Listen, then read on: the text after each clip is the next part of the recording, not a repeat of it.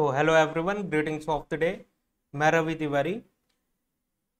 Exam rail के concept में आज के सेशन में हम लोग बात करेंगे रोटेटिंग इलेक्ट्रिकल मशीन्स के बारे में बेसिकली, क्योंकि प्रीवियस सेशन में भी कई कॉन्सेप्ट हम लोगों ने basic concepts of rotating electrical machine के बारे में डिस्कस कर लिया है। जिसमें आज के सेशन में हम लोग बात करेंगे conditions for continuous electromagnetic torque development, कि कौन कौन से नेसेसरी कंडीशंस है जो कि सेटिस्फाई होने चाहिए in order to develop the continuous electromagnetic torque. जैसा कि हम लोगों ने लास्ट सेशन में बात किया हुआ था, इलेक्ट्रोमैग्नेटिक टॉर्क क्या होता है, रिलक्टेंस टॉर्क क्या होता है, और डिफरेंट तरीके के टॉर्क के बारे में बात किया। And basic concepts of rotating electrical machine में Faraday's law, 3 modes of flux linkages के बारे में बात किया। And direction of induce voltages कैसे फाइंड आउट करेंगे Fleming's right hand rule apply करके। एंड डायरेक्शन ऑफ टॉर्क कैसे फाइंड आउट करेंगे किसी भी मशीन में, जैसे कि मोटर एक्शन कैसे फाइंड आउट करेंगे, जिसके लिए हम लोग Fleming's left hand rule use करते हैं थेरेटिकली। लेकिन हम लोगों ने अपने सेशन में फ्लेमिंग्स लेफ्ट हैंड रूल नहीं यूज किया, कुछ अल्टरनेटिव मेथड से, क्योंकि हम लोगों को पता है कि फोर्स का एक्सपीरियंस किस डायरेक्शन में होता है। Flux lines always higher flux density to lower flux density travel करती हैं, जिसके बेसिस पे हम लोगों ने टॉर्क का डायरेक्शन इजीली फाइंड आउट कर लिया। बोथ जनरेटर और मोटर के केस में हम लोगों ने डिफरेंट डिफरेंट मशीन्स का कॉम्बिनेशन लिया हुआ था, और उस मशीन में Fleming's right hand rule apply करके हम लोगों ने डिफरेंट डिफरेंट मशीन में, चाहे वो जनरेटर हो सकती है, मोटर हो सकती है, कुछ भी हो सकती है, डीसी मशीन हो सकती है, एसी मशीन हो सकती है, डायरेक्शन ऑफ इंड्यूस वोल्टेजेस कैसे फाइंड आउट करेंगे ये इन्वेस्टिगेट किया। And then direction of torque कैसे फाइंड आउट करेंगे ये इन्वेस्टिगेट किया। और फिर उसके बाद हम लोगों ने स्पेसिफिकली कि जनरेटर होगा तब क्या क्या प्रोसेस होगा। पहले आप प्राइम मूवर से रोटेट करेंगे, तो रोटर जब रोटेट करना चालू करेगा तब डायरेक्शन ऑफ इंड्यूस वोल्टेजेस कैसे निकालेंगे, उसके थ्रू उसी कंडक्टर में डायरेक्शन ऑफ करंट कैसा होगा जब लोड कनेक्ट करेंगे तो, और उस करंट के कारण जो फ्लक्स का जनरेशन हो रहा है वो किस तरीके से होगा। सिमिलरली मोटर है तो सबसे पहले हम लोगों ने स्विच ऑन किया, इलेक्ट्रिसिटी सप्लाई हुई, इलेक्ट्रिकल इनपुट गया, कंडक्टर्स में करंट फ्लो किया, तब फ्लक्स जनरेट हुआ। फ्लक्स जनरेट होने के बाद स्टेटर और रोटर फ्लक्स एक दूसरे के साथ इंटरेक्ट करेंगे, जिससे टॉर्क का डायरेक्शन हम लोगों को फाइंड आउट पता चलेगा। टॉर्क का डायरेक्शन एक बार फाइंड आउट हो गया, motion of conductor with respect to field पता चल गया, तो उसी सेम कंडक्टर में जिसमें करंट इंजेक्ट किया हुआ था, अब direction of induce voltages Fleming's right hand rule apply करके हम लोग इजीली कर सकते हैं।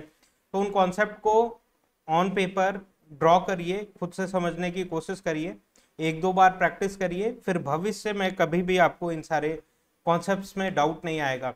और आने वाले सेशंस में ये सारे बेसिक कॉन्सेप्ट अगर आपके क्लियर हैं तो एक सेपरेट सेशन लेंगे जिसमें हम लोग डिस्कस करेंगे कि सिंक्रोनस मशीन और इंडक्शन मशीन में बेसिकली, कि सिंक्रोनस मशीन में किस तरीके से टॉर्क का डेवलपमेंट होता है और कैसे मशीन का ऑपरेटिंग प्रिंसिपल होता है, और इंडक्शन मशीन में कैसे ऑपरेटिंग प्रिंसिपल होता है, एक दूसरे मशीन से कंपेयर करेंगे, जिससे एक क्रिस्टल क्लियर आइडिया हम लोगों को मिल सके। काहे कि बहुत सारे स्टूडेंट्स को इस कॉन्सेप्ट में डाउट होता है कि वो कभी, क्योंकि थेरेटिकल एनालिसिस से ये सारा एनालिसिस नहीं आएगा, ये सारे कॉन्सेप्ट बिल्डअप नहीं होंगे, उसके लिए आपको एफर्ट लगाना पड़ेगा, विजुअलाइज करना पड़ेगा। वो सारा हम लोग अपने सेशन में डिस्कस कर लेंगे, लेकिन आपको सेशन में जो भी डिस्कस हुआ उसके बाद भी बहुत सारी एफर्ट लगाने की जरूरत है कि अपने माइंड में आप के जा सके, क्योंकि this is not the movie right, कि आपने एक बार देख लिया बस चीजें कवर हो गई, मेमोराइज हो गया। आपको खुद से एफर्ट लगाने की जरूरत है। तो हम लोग दोनों मशीन्स में कंपेयर करेंगे कि ऑपरेटिंग प्रिंसिपल सिंक्रोनस मोटर्स में कैसा होता है, इंडक्शन मोटर्स में कैसा होता है, तो एक क्रिस्टल क्लियर आइडिया हम लोगों को मिल सकता है उससे। क्योंकि सारा इंडक्शन मशीन पढ़ने के बाद, सारा सिंक्रोनस मशीन पढ़ने के बाद स्टूडेंट्स को ये डाउट बना ही रहता है कि किस तरीके से टॉर्क डेवलप हो रहा है, एक दूसरे मशीन से लिंक नहीं कर पाते हैं कॉन्सेप्ट। और अगर आप लिंक करते हैं चीज़ों को तो कभी भी आपको अगेन एंड अगेन मेमोराइज करने की ज़रूरत नहीं होगी। अगर आपका कॉन्सेप्ट स्ट्रांग हो जाता है तो क्वेश्चन तो ऐसे ही सॉल्व हो जाएंगे, वैसे कोई दिक्कत नहीं होगा राइट। तो क्वेश्चन प्रैक्टिस भी इंपॉर्टेंट है। हम लोगों ने प्रीवियस सेशन में कई सिंक्रोनस मशीन पे क्वेश्चन सॉल्व किए हुए हैं, एंड देन कॉन्सेप्ट बिल्डअप कर रहे हैं हम लोग। तो अगर आपने सिंक्रोनस मशीन पढ़ भी लिया होगा तो ये सेशंस आपके लिए बहुत ज़्यादा ब्यूटीफुल है, राइट। तो हम लोग गेट एकेडमी के चैनल पे आज के सेशन में हम लोग बात करेंगे कंटिन्यूअस इलेक्ट्रोमैग्नेटिक टॉर्क डेवलप करने के लिए किसी भी मशीन में कौन कौन से नेसेसरी कंडीशन है, चाहे वो कोई भी मशीन हो, डीसी मशीन हो, एसी मशीन हो, सिंक्रोनस मशीन हो या फिर इंडक्शन मशीन हो, कोई भी मशीन हो, ये दोनों कंडीशंस जो हैं सेटिस्फाई होने ही चाहिए, तभी कंटिन्यूअस इलेक्ट्रोमैग्नेटिक टॉर्क उस मशीन में डेवलप हो पाएगा। और हम लोगों को ये भी आइडिया है कि चाहे जनरेटर हो चाहे मोटर हो, टॉर्क और वोल्टेजेस दोनों मशीन्स में डेवलप होते हैं। इन द सेंस जनरेटर में मोटर एक्शन देखने के लिए मिलता है, मोटर में जनरेटर एक्शन देखने के लिए मिलता है। हम लोग गेट एकेडमी के चैनल पे हैं एंड आरआरबी जेई 2024 में 7900 प्लस पोस्ट है, एक अच्छी अपॉर्चुनिटी है। और गेट एकेडमी के कोर्स में अगर आप इंटरेस्टेड हैं तो CBT 1 आप 499 में अवेल कर सकते हैं एंड CBT 1 एंड CBT 2 दोनों चीज़ें आप 777 में अवेलेबल कर सकते हैं अपने लिए। जिस डेट पे आप इन कोर्सेज में एनरोल करते हैं उसी सेम डेट पे सारे कॉन्सेप्ट, सारे लेक्चर्स आरआरबी जेई के ऑफिशियल सिलेबस के अकॉर्डिंग CBT 1 और CBT 2 में जो भी सिलेबस मेंशन है, जो भी सब्जेक्ट मेंशन है, सारे के सारे सब्जेक्ट इमीडिएट बेसिस पे आपको प्रोवाइड कर दिए जाएंगे। डे 1 से आप उन लेक्चर्स को देख के अपने अकॉर्डिंग स्टडी प्लान कर सकते हैं और अपने प्रिपरेशन को अपने अकॉर्डिंग प्लान कर सकते हैं, राइट। किसी भी तरीके का कोई वेट करने की ज़रूरत नहीं होगी, कोई डिस्टर्बेंसेस नहीं होगा, केवल आप, आपका लेक्चर और आपका रूम। 2 3 4 महीने के स्टडी में आप अपने आरआरबी जेई के ड्रीम को पूरा कर सकते हैं, राइट। गेट एकेडमी में गेट एस्पिरेंट्स जो हैं गेट 2025 के लिए प्रिपेयर कर रहे हैं और अगर कोर्सेस अवेलेबल करना चाहते हैं, एनरोल करना चाहते हैं तो 2222 रुपीज़ में इन कोर्सेस में एनरोल कर सकते हैं। 26 के जो कैंडिडेट्स हैं जो कि अभी अपने अंडर ग्रेजुएशन में होंगे, 26 के लिए प्रिपेयर करना चाहते हैं तो 4444 रुपीज़ में कोर्सेस में एनरोल कर सकते हैं। 27 को जो कैंडिडेट्स हैं वो 6666 रुपीज़ में इन कोर्सेस में एनरोल कर सकते हैं। जो कैंडिडेट्स 26 या 27 के लिए कोर्सेस परचेस करते हैं उनको लिए स्मार्ट कोर्स विथ डोपामाइन 555 जो कि गेट एकेडमी के द्वारा स्पेशली डिजाइंड है, 26 एंड 27 के कैंडिडेट्स को फ्री ऑफ कॉस्ट प्रोवाइड किया जाएगा, फ्री ऑफ कॉस्ट प्रोवाइड किया जाएगा। अच्छी अपॉर्चुनिटी है, यूटिलाइज जरूर करिए, राइट। नेक्स्ट, गेट एकेडमी का और भी कुछ कोर्सेस है जैसे कि आरआरबी जेई, एसएससी जेई 777 में अवेलेबल है, कैंपस रिक्रूटमेंट ट्रेनिंग प्रोग्राम 777 में अवेलेबल है, ऑल स्टेट AJE एग्जामिनेशन 777 में अवेलेबल है, smart course and dopamine 555 combo 999 में अवेलेबल है। और अगर आप गेट के लिए प्रिपेयर कर रहे हैं 26 एंड 27 के लिए और कोर्सेस में अगर गेट के एनरोल करते हैं गेट एकेडमी के कोर्सेस में तो आपको ये 555 combo and dopamine 555 and smart course free of cost provide किया जाएगा, फ्री ऑफ कॉस्ट। तो अच्छी अपॉर्चुनिटी है, जरूर यूटिलाइज करिए और अपने प्रिपरेशन को ब्यूटीफुल बनाइए। इंजीनियरिंग सर्विसेज जो कि कंडक्टेड बाय UPSC होता है 777 में आप लोगों को प्रोवाइड किया जा रहा है इसका नॉन टेक्निकल पार्ट, जिसमें कि project management ICT, environmental science and engineering drawing, ये सारे सब्जेक्ट्स होते हैं। और भी कुछ सब्जेक्ट्स हैं, ये सारे के सारे सब्जेक्ट्स आपको 777 में केवल और केवल प्रोवाइड किए जा रहे हैं। गेट के subject wise and combo courses भी अवेलेबल हैं कि इंडिविजुअली अगर आप नेटवर्क परचेस करना चाहते हैं या पावर सिस्टम परचेस करना चाहते हैं, पावर इलेक्ट्रॉनिक्स परचेस करना चाहते हैं, तब भी आप इंडिविजुअल कोर्सेज में एनरोल कर सकते हैं, इंडिविजुअल सब्जेक्ट्स में या फिर कॉम्बिनेशन में कि नेटवर्क के साथ अगर आपको मशीन चाहिए या फिर नेटवर्क के साथ मशीन और पावर सिस्टम चाहिए या केवल पावर सिस्टम और मशीन चाहिए, पावर इलेक्ट्रॉनिक्स के साथ पावर सिस्टम चाहिए, पावर इलेक्ट्रॉनिक्स के साथ मशीन चाहिए, तो ऐसे भी आप कॉम्बिनेशन में कोर्सेज परचेस कर सकते हैं, सब्जेक्ट परचेस कर सकते हैं।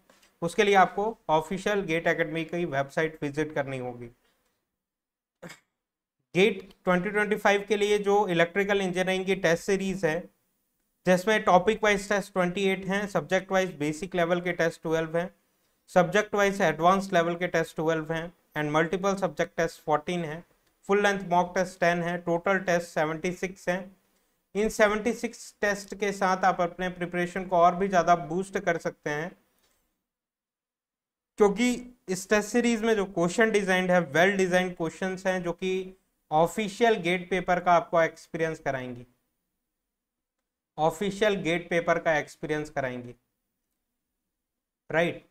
जैसे कि आईआईटी प्रोफेसर्स जो कि गेट का पेपर जब भी फ्रेम होता है कभी भी क्वेश्चंस रिपीट नहीं होते हैं, हर ईयर में यूनिक क्वेश्चन आपको देखने के लिए मिलता है। सिमिलरली ऑल यूनिक क्वेश्चंस का सिर्फ और सिर्फ कॉम्बिनेशन गेट एकेडमी के टेस्ट सीरीज में 76 टेस्ट के साथ आप अपने प्रिपरेशन को बूस्ट कर सकते हैं और अपने ऑफिशियल गेट पेपर में ये जितने भी मिस्टेक आप करते हैं, किस तरीके से टेस्ट देना है, किस तरीके से पेपर एनालाइज करना है, ये सारा अगर सब कुछ आप कर लेते हैं तो आपका GATE paper, official GATE paper बहुत ही ज़्यादा स्मूथ हो जाएगा, कोई भी टेंशन नहीं होगा आपको, राइट। एंड मूवमेंट पे गेट जनरल एप्टीट्यूड की जो ई बुक है उसका क्यूआर कोड स्क्रीन के सामने मेंशन है। अगर इस आप क्यूआर कोड को स्कैन करते हैं तो एप्टीट्यूड की बुक तक आप पहुंच जाएंगे, जिसका price 222 plus GST available on Google e books है, जिसमें numerical ability, logical reasoning, verbal ability, spatial aptitude, total number of pages 521 है। और इस ई बुक में topic wise previous year 15 year के GATE question with detail solution है।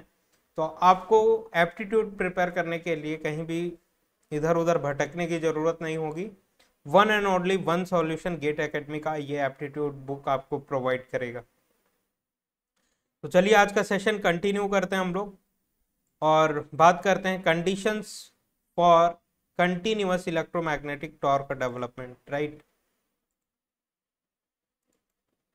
Late me have the pages.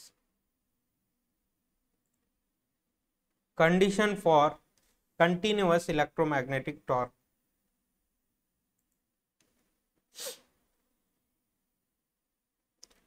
Let me write the heading. Condition to be satisfied. Condition to be satisfied to develop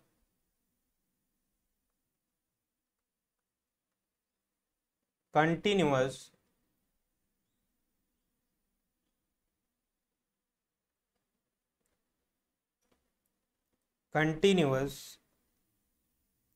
electromagnetic torque.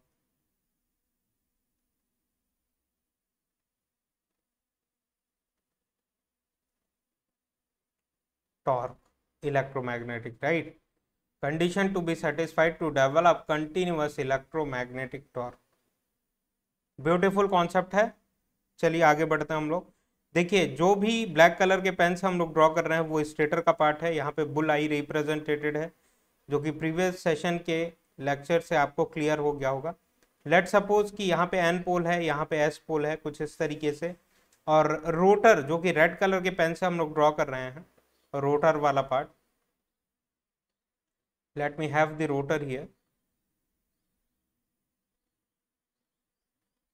इस तरीके से rotor हम लोगों ने draw किया, shaft की से रिप्रेजेंट कर रहे हैं हम लोग। तो सपोज करते हैं कि इलेक्ट्रोमैग्नेट्स हैं ये, वाइंडिंग वगैरह प्रोवाइड करके यहाँ पे आप एस पोल ऑफ रोटर बना लेते हैं, यहाँ पे एन पोल ऑफ रोटर बना लेते हैं। तो ध्यान दीजिएगा एस पोल एन पोल को अट्रैक्ट करेगा कुछ इस डायरेक्शन में, एन पोल एस पोल को अट्रैक्ट करेगा कुछ इस डायरेक्शन में, जिसके कारण स्टेटर तो स्टैटिक पार्ट है ना, वो अर्थ में रिविटेड है, फिक्स्ड पार्ट है, फिक्स्ड बॉडी है। स्टेटर तो रोटेट करने वाली है नहीं, रोटर रोटेट करेगी। एस पोल एन पोल को अट्रैक्ट करेगा, एन पोल एस पोल को अट्रैक्ट करेगा, जिसके कारण इलेक्ट्रोमैग्नेटिक टॉर्क का डेवलपमेंट इस डायरेक्शन में देखने के लिए मिलेगा। एक और मशीन ड्रॉ करते हैं, सिमिलर मशीन, कि यहाँ पे एन पोल है, यहाँ पे एस पोल है और रोटर का पोजीशन कुछ यहाँ पे है।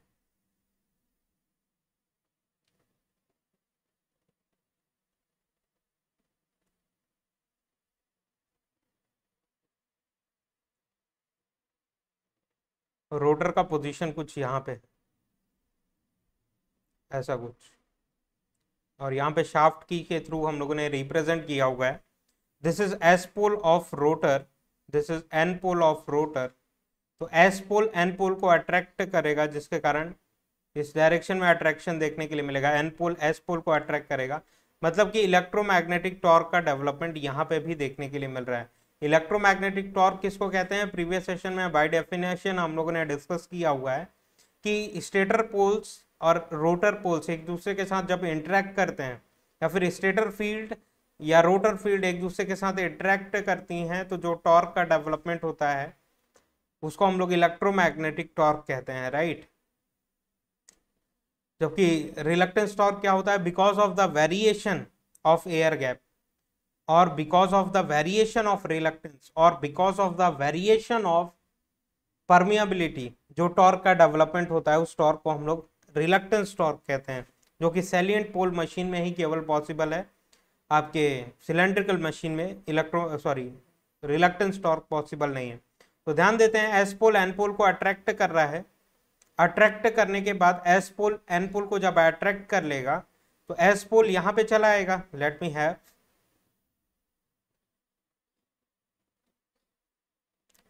एस पोल एन पोल को अट्रैक्ट कर लेगा तो एस पोल एन पोल के पास आ जाएगा, एन पोल एस पोल के पास आ जाएगा, तो जिसके कारण टॉर्क का डेवलपमेंट हो रहा है। टॉर्क किस डायरेक्शन में? इस डायरेक्शन में इलेक्ट्रोमैग्नेटिक टॉर्क है। एक और मशीन ड्रॉ करते हैं, कुछ इसी तरीके के कॉन्सेप्ट की मशीन है कि एन पोल यहाँ पे है, ये स्टेटर वाला पार्ट है, एस पोल यहाँ पे है और यहाँ पे रोटर वाला पार्ट हम लोग डिस्कस करते हैं कि स्टेटर के पोल्स कितने हैं? 2, रोटर के पोल्स हम लोग ड्रॉ करते हैं कि रोटर में कुछ इस तरीके के पोल्स हैं।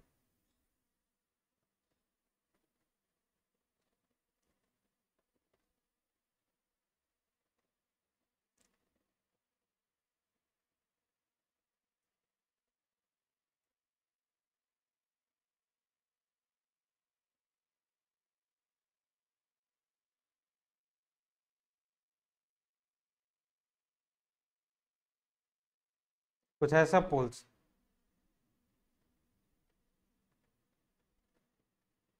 कितने पोल देखने के लिए मिल रहे हैं? रोटर में 4 पोल देखने के लिए मिल रहे हैं। स्टेटर में कितने पोल्स हैं? 2 पोल्स हैं।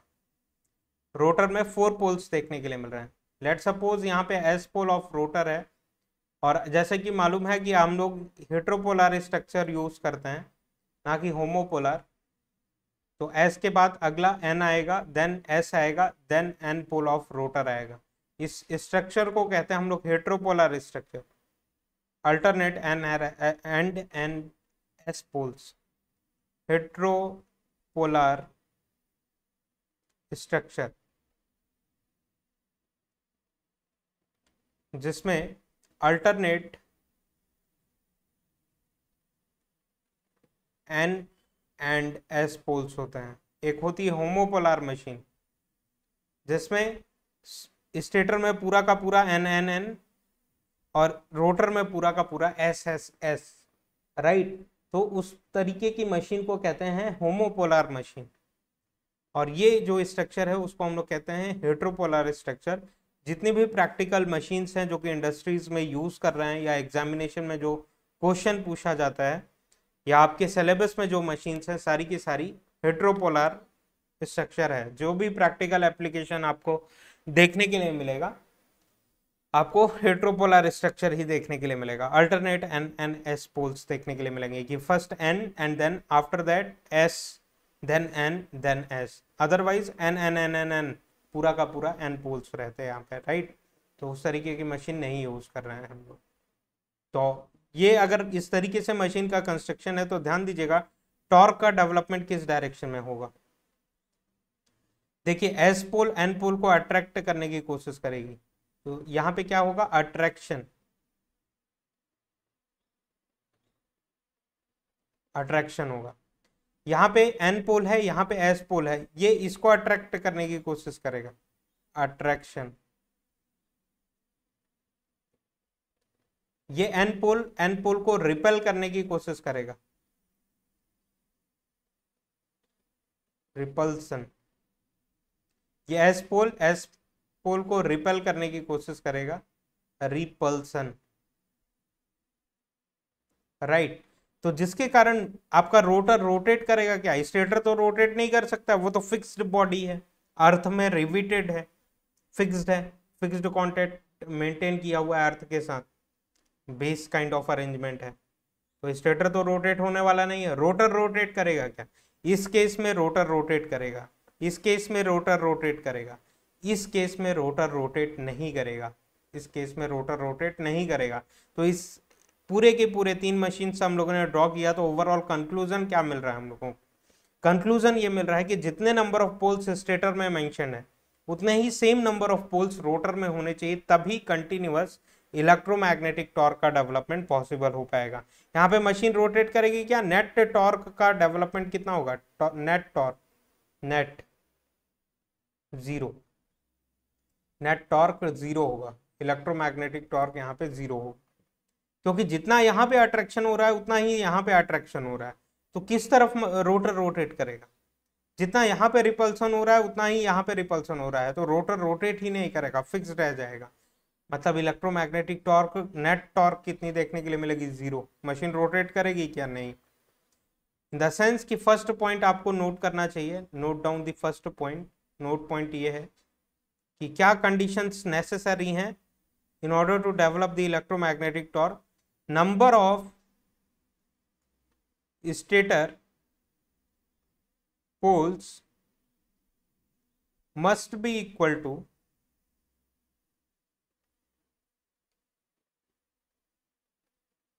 number of rotor poles।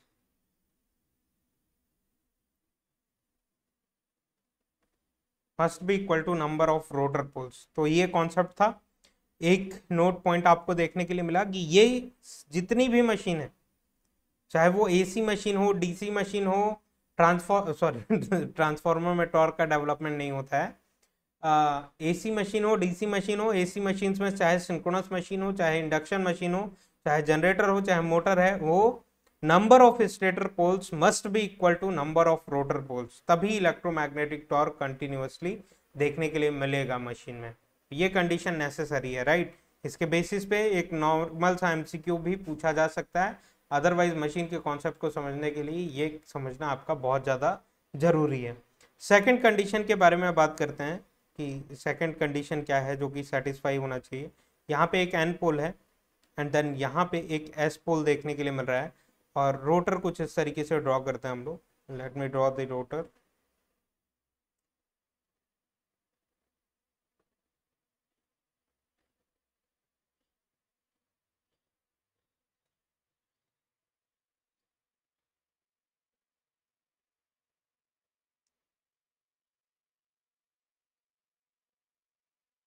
This is the rotor part, और ये ब्लैक कलर के पेन से जो ड्रॉ किया हम लोगों ने, ये स्टेटर को रिप्रेजेंट कर रहा है।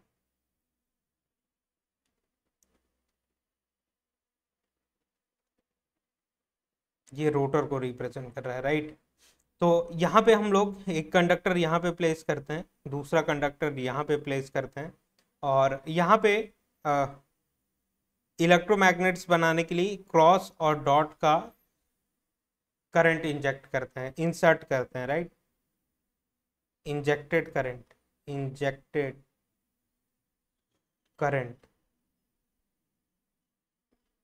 कि इस तरीके से कंडक्टर है अगर, जो कि बैक टू बैक कनेक्टेड है, तो एक पार्ट यहाँ पे देखने के लिए मिल रहा है, यहाँ पे एक पार्ट देखने के लिए मिल रहा है। यहाँ पे अगर क्रॉस है तो यहाँ पे क्या होगा? डॉट। यहाँ से अगर आप करंट इंसर्ट करते हैं तो ये पूरा का पूरा बैक टू बैक फ्लो होता हुआ यहाँ से कितना करंट वापस आएगा? सेम आई करंट वापस आएगा, राइट। तो इसी तरीके से बैक टू बैक कनेक्शन यहाँ पे देखने के लिए मिल रहा है कि late me have the example. Suppose करिए ये रोटर का पार्ट है, एक कंडक्टर यहाँ पे इंसर्ट किया, बैक टू बैक कनेक्ट करते हुए यहाँ से बाहर ले आया, राइट। तो ये पूरा का पूरा फ्रंट व्यू अगर आप देखते हैं तो कुछ इस तरीके से देखने के लिए मिलेगा, तो जिसको हम लोगों ने डॉट और क्रॉस से रिप्रेजेंट किया हुआ है कि करंट ऑब्जर्वर यहाँ पे अगर है तो करंट ऑब्जर्वर से यहाँ पे दूर जा रही है और यहाँ पे ऑब्जर्वर के पास आ रही है। तो इसी कॉन्सेप्ट के बेसिस पे इसको ड्रॉ किया हुआ है, जो कि इंजेक्टेड करंट को रिप्रेजेंट कर रहा है। अब क्रॉस डॉट के हिसाब से करंट ऑब्जर्वर से, आई एम दी ऑब्जर्वर, हमसे दूर जा रही है तो क्रॉस, और डॉट मतलब हमारी तरफ आ रही है, मतलब right hand thumb rule apply करते हैं तो फ्लक्स लाइंस किस डायरेक्शन में होंगी? फ्लक्स लाइंस इस डायरेक्शन में देखने के लिए मिलेंगी। फ्लक्स लाइंस इस डायरेक्शन, मतलब मटेरियल से फ्लक्स लाइन जब एयर में निकलती हैं वो एन पोल ऑफ रोटर हो जाएगा, और यहाँ पे जब यहाँ से निकल रही हैं तो यहाँ से इंटर कर रही होंगी, मतलब कि ये एस पोल ऑफ रोटर हो जाएगा, एन पोल और एस पोल ऑफ रोटर हो जाएगा। इलेक्ट्रोमैग्नेटिक टॉर्क का डेवलपमेंट कहाँ पे होगा, इलेक्ट्रोमैग्नेटिक किस डायरेक्शन में होगा, torque development N pole S pole को अट्रैक्ट करेगा, जिसके कारण इलेक्ट्रोमैग्नेटिक टॉर्क इस डायरेक्शन में देखने के लिए मिलेगा, right. Electromagnetic torque S pole N pole को अट्रैक्ट करेगा, मतलब इलेक्ट्रोमैग्नेटिक टॉर्क इस डायरेक्शन में डेवलप हो रहा है। तो ये कॉन्सेप्ट हम लोगों ने लर्न किया, जो कि ऑलरेडी हम लोगों को आता है, राइट। अब एक दूसरी मशीन हम लोग ड्रॉ करते हैं। Late me have the same machine, same construction.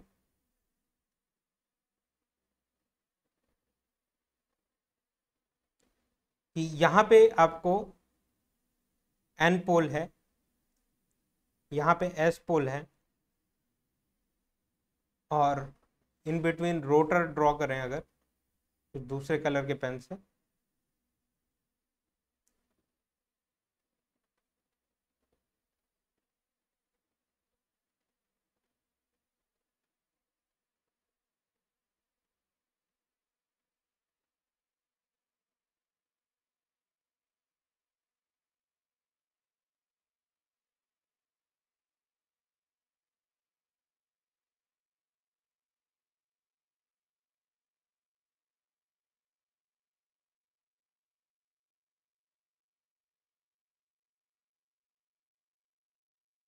ये पूरा का पूरा स्टेटर का पार्ट है, ये रोटर का पार्ट है, और यहाँ पे एक स्लॉट में कंडक्टर नहीं प्लेस किया हुआ है, मल्टीपल कंडक्टर्स प्लेस किए हुए हैं, जैसे कि ऐसा,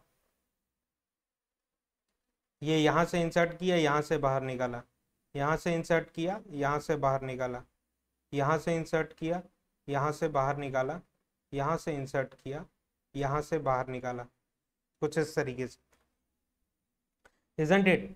तो यहाँ पे क्या है, ये कुछ ऐसा करंट इंजेक्ट करते हैं कि सारे के सारे में dot dot dot current flow करे, और यहाँ पे सारे में cross cross cross cross cross current flow करे। इस अरेंजमेंट को समझने की कोशिश करते हैं कि एक रोटर हम लोगों ने ड्रॉ किया हुआ है। Late me have the rotor here, कि कुछ इस तरीके से रोटर है, अगर और समझना चाहें आप तो एक शेप लेते हैं।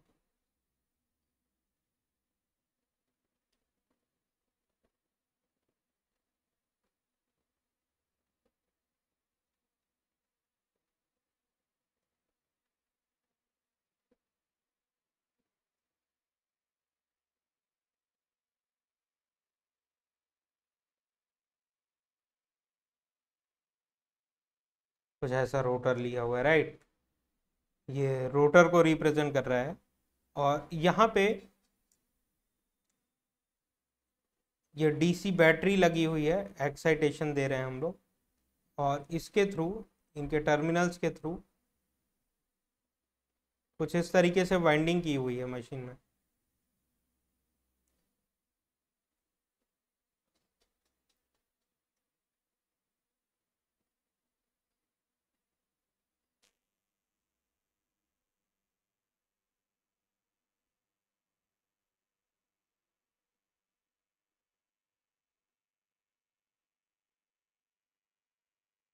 कि रोटर में ऐसे कुछ कंडक्टर्स लपेटे हुए हैं।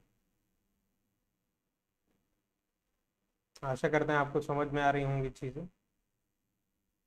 एंड इसका जो अनदर टर्मिनल है वो यहाँ पे कनेक्टेड है।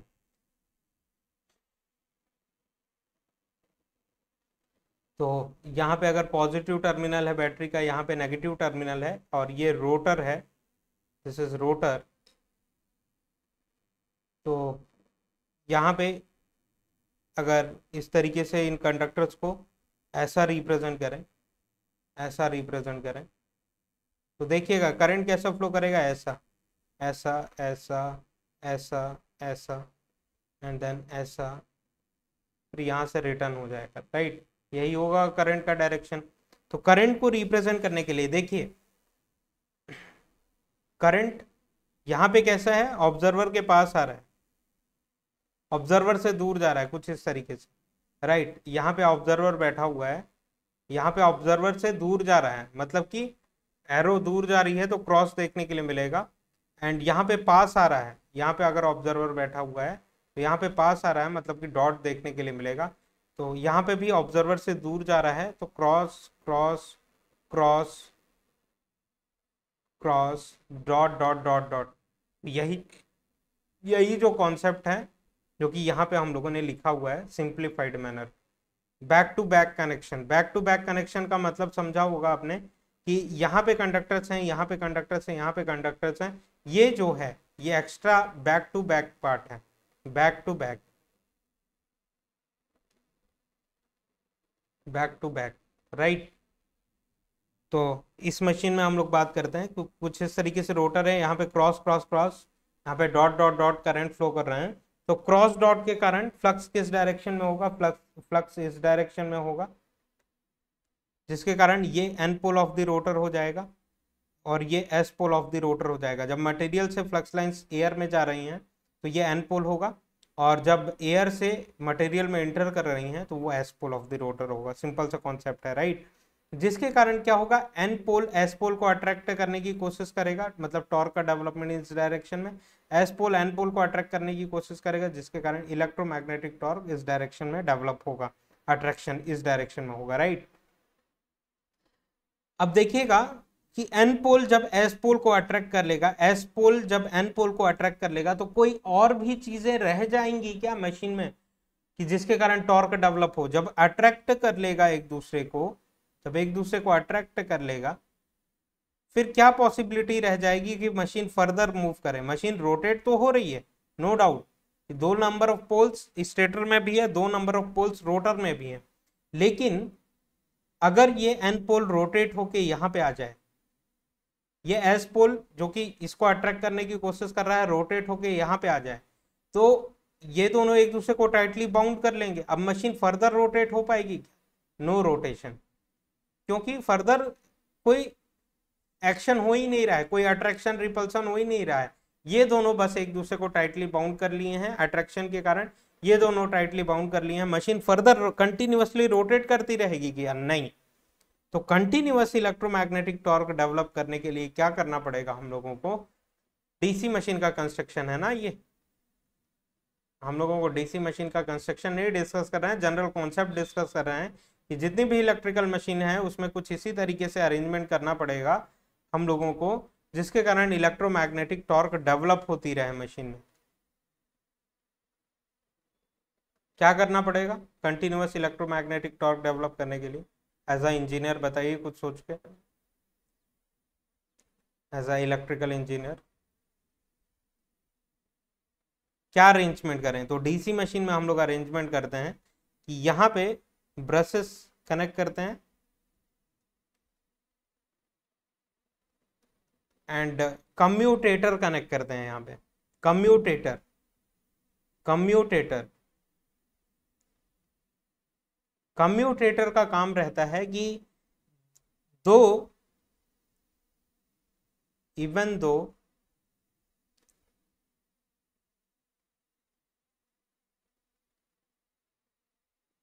rotor rotates,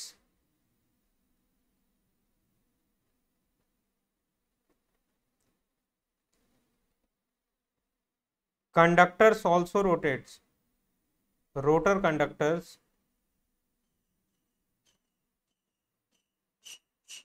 also, कम्यूटेटर कुछ इस तरीके का अरेंजमेंट करता है डीसी मशीन में कि even though rotor rotates, rotor conductors also rotates, but position of dot and cross in conductors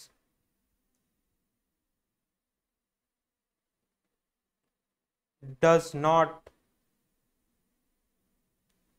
changes। Commutator कुछ इस तरीके का अरेंजमेंट करता है कि ये रोटर इस डायरेक्शन में रोटेट तो करेगा, ये कंडक्टर रोटेट होके यहां से कहां पे आ जाएंगी, यहां पे आ जाएंगी, ये कंडक्टर्स रोटेट होके यहां से यहां पे आ जाएंगी। ये कंडक्टर में डॉट अभी फ्लो कर रहा है, जब ये रोटेट होके इस डायरेक्शन में जब रोटेट कर रहा है तो ये यहाँ पे पहुंचेगा, ये यहाँ पे पहुंचेगा, ये यहाँ पे पहुंचेगा, तो इसमें डॉट हो रहा था, इसमें भी डॉट ही फ्लो कर रहा है। जब ये यहाँ पे पहुंच जाएगा तो यहाँ पे डॉट फ्लो कर रहा था, यहाँ पे क्रॉस फ्लो करना चालू कर देगा, करंट का रिवर्सल हो जाएगा। समझ में आ रही है बातें? तो कम्यूटेटर कुछ इस तरीके से अरेंजमेंट करता है कि नीचे वाले जितने भी पोर्शन है उसमें क्रॉस क्रॉस क्रॉस रहे, सेम टाइप का करंट रहे, ऊपर वाले जितने भी कंडक्टर्स हैं उसमें सेम करंट फ्लो करे, dot dot dot current flow करे, जिसके कारण ऑलवेज क्रॉस डॉट इस तरीके से रहे, डायरेक्शन ऑफ फ्लक्स लाइंस इस डायरेक्शन में रहे, और एन पोल हमेशा यहीं पे फिक्स रहे, एस पोल हमेशा यहीं पे फिक्स रहे। कि रोटर तो रोटेट कर रहा है, रोटर कंडक्टर्स भी रोटेट कर रही हैं, रोटर कंडक्टर्स भी रोटेट कर रहे हैं, ये रोटेट होके यहाँ पे आ गया, ये रोटेट होके यहाँ पे आ गया, तो ये जब यहाँ पे आया तो डॉट से डॉट ही करंट फ्लो करेगा, लेकिन ये जब यहाँ से यहाँ आ जाएगा तो डॉट से चेंज होके करंट इस कंडक्टर में क्या हो जाएगा, क्रॉस। तो मतलब नीचे के सारे कंडक्टर्स में क्रॉस मेंटेन्ड रहे और ऊपर के सारे कंडक्टर्स में डॉट मेंटेन्ड रहे, जिसके कारण कंटिन्यूअस अट्रैक्शन देखने के लिए मिलता रहे। S pole continuously N pole को अट्रैक्ट करने की कोशिश करते रहे, N pole continuously S pole को अट्रैक्ट करने की कोशिश करती रहे, जिसके कारण कंटिन्यूअस इलेक्ट्रोमैग्नेटिक टॉर्क डेवलपमेंट हो पाए, कंटिन्यूअस इलेक्ट्रोमैग्नेटिक टॉर्क डेवलपमेंट हो पाए। तो इस मशीन में अगर स्टेटर एमएमएफ और रोटर एमएमएफ के बारे में बात करें, देखिए स्टेटर एमएमएफ अगर लिखना रहे हम लोगों को तो स्टेटर एमएमएफ कहाँ पे होगा, ये होगा N to S, just a second. Stator MMF कैसा फ्लो कर रहा है, ये होगा स्टेटर एमएमएफ,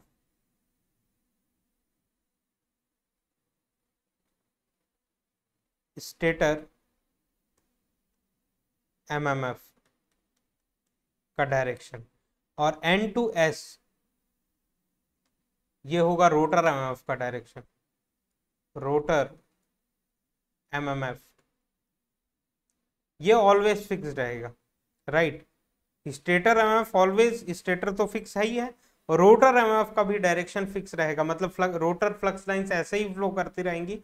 यहाँ पे एन पोल ऑलवेज रहेगा, भले ही रोटर रोटेट कर रहा है, रोटर कंडक्टर्स रोटेट कर रहे हैं, यहाँ पे एस पोल ऑलवेज रहेगा, रोटर रोटेट कर रहा है, रोटर कंडक्टर्स रोटेट कर रही हैं, यहाँ पे सारे कंडक्टर्स में डॉट डॉट डॉट ही रहेगा, यहाँ पे क्रॉस क्रॉस क्रॉस ही रहेगा, जिसके कारण एन पोल यहीं पे फिक्स रहेगा, एस पोल यहीं पे फिक्स रहेगा, मतलब रोटर एमएमएफ यहीं पे फिक्स रहेगा, जिसके कारण कंटिन्यूअस अट्रैक्शन देखने के लिए मिलता रहेगा मशीन में, कंटिन्यूअस इलेक्ट्रोमैग्नेटिक टॉर्क डेवलप होता रहेगा। तो यहाँ पे नोट पॉइंट हम लोग लिख सकते हैं,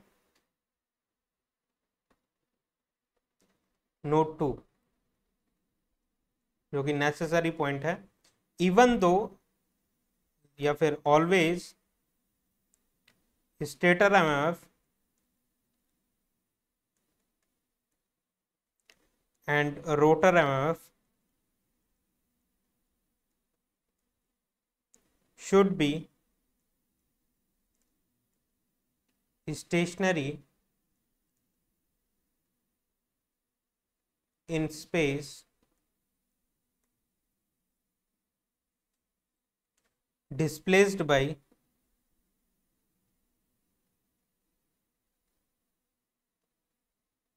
non-zero displacement angle,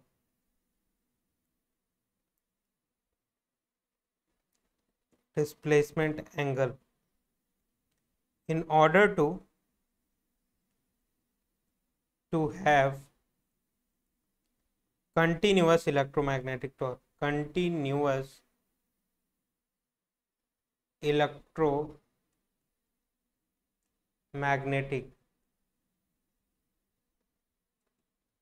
torque, और these note points are valid in all machines, कि सारी की सारी मशीन में ये कंडीशन सेटिस्फाई होना चाहिए कि always stator MMF and rotor MMF should be stationary होने चाहिए स्पेस में। देखिए स्टेटर एमएमएफ और रोटर एमएमएफ भले ही रोटेट करते रहें या फिर स्टेशनरी रहें, कि ऑलवेज स्टेटर एमएमएफ यहीं पे है, ऑलवेज रोटर एमएमएफ यहीं पे है, फिक्स्ड है, ये स्पेस में फिक्स्ड ही होने चाहिए, तभी जो है continuously N pole S pole को अट्रैक्ट करता रहेगा, एस पोल एन पोल को अट्रैक्ट करता रहेगा, कंटिन्यूअस इलेक्ट्रोमैग्नेटिक टॉर्क देखने के लिए मिलता रहेगा।